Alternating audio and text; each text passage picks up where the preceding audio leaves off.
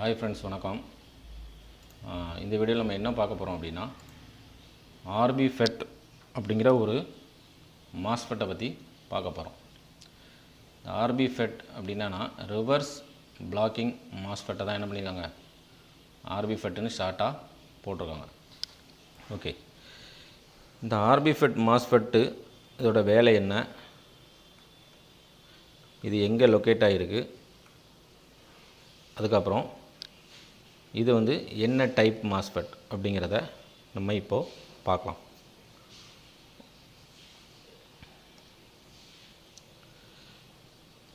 இது ஒரு charging ஏசியோட diagram. இந்த சார்ஜிங் ஏசியில் உள்ள இன்பில்டாக லொக்கேட் ஆகியிருக்கக்கூடிய இந்த மாஸ்ஃபெட் தான் என்னது, ஆர்பி ஃபெட் மாஸ்ஃபெட். இதுதான் இந்த ரிவர்ஸ் பிளாக்கிங் மாஸ்ஃபெட் அப்படின்னு சொல்லக்கூடிய ஆர்பி ஃபெட் மாஸ்ஃபெட்டு. இது எங்கே லொக்கேட் ஆகிருக்குன்னு பாருங்கள். இது பிபஸ் லைனில் லொக்கேட் ஆகிருக்கு. புரியுதா உங்களுக்கு? அதாவது இது இந்த ரெண்டு மாஸ்ஃபெட்டுமே சுவிட்சிங் மாஸ்ஃபெட்ஸ். ரெண்டு மாஸ்ஃபெட்டுமே சுவிட்சிங் மாஸ்ஃபெட்டு. இந்த சுவிட்சிங் மாஸ்ஃபெட்டுக்கும் விபஸ் லைனுக்கும் இடையில் இருக்கிற இதுதான் என்னது, இந்த ரிவர்ஸ் பிளாக்கிங் மாஸ்ஃபெட். ஓகே, இதோட வேலை என்ன அப்படின்னா, இது விபிஹெச் காயில். இந்த விபிஹெச் லைனில் இருக்கக்கூடிய வோல்டேஜ் ரிவர்ஸாக விபஸ் லைனுக்கு போகாமல் தடுக்கிறது தான் இந்த ஆர்பி ஃபெட் அப்படிங்கிற மாஸ்ஃபெட்டோட வேலை. நல்லா புரிஞ்சுக்கோங்க.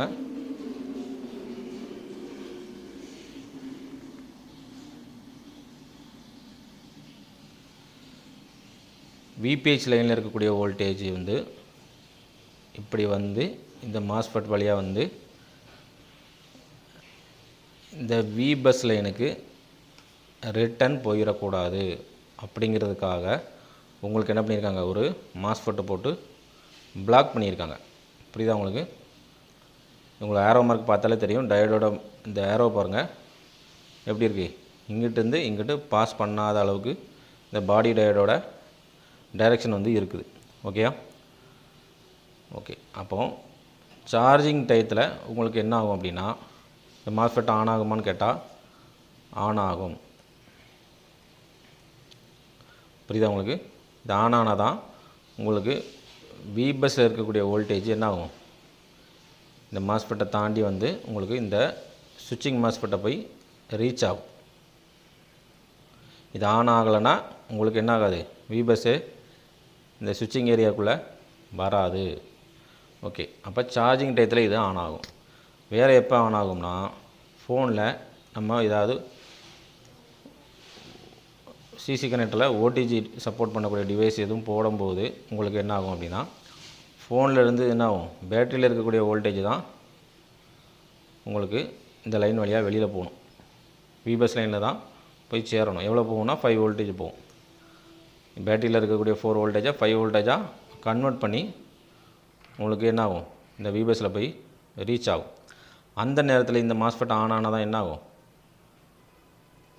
இந்த டைரெக்ஷனில் கரண்ட் ஃப்ளோ நடக்கும். இப்போ சார்ஜிங் டயத்தில் உங்களுக்கு இந்த டைரெக்ஷனில் கரண்ட் ஃப்ளோ நடக்குது. ஓடிஜிக்கு கனெக்ட் பண்ணும்போது, ஓடிஜி மோடில் இருக்கும்போது இந்த டைரெக்ஷனில் கரண்ட் ஃப்ளோ நடக்கும். இந்த ரெண்டு டயத்துலேயுமே இந்த மாஸ்ஃபெட் ஆன் ஆகும்.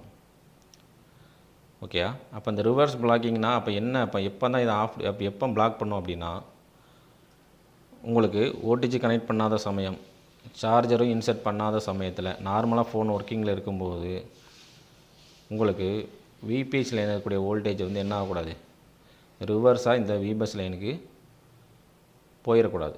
அதுக்காக தான் என்ன பண்ணியிருக்காங்க, இந்த மாஸ்ஃபெட் யூஸ் பண்ணியிருக்காங்க.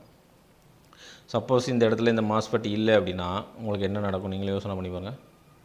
மாஸ்ஃபெட் இல்லாமல் ஸ்ட்ரைட்டாக இருக்குன்னா ஏதோ ஒரு வகையில் உங்களுக்கு இது இப்படி போய் ரீச் ஆகி வெளியில் போகிறதுக்கு வாய்ப்பு அதிகமாக இருக்குது.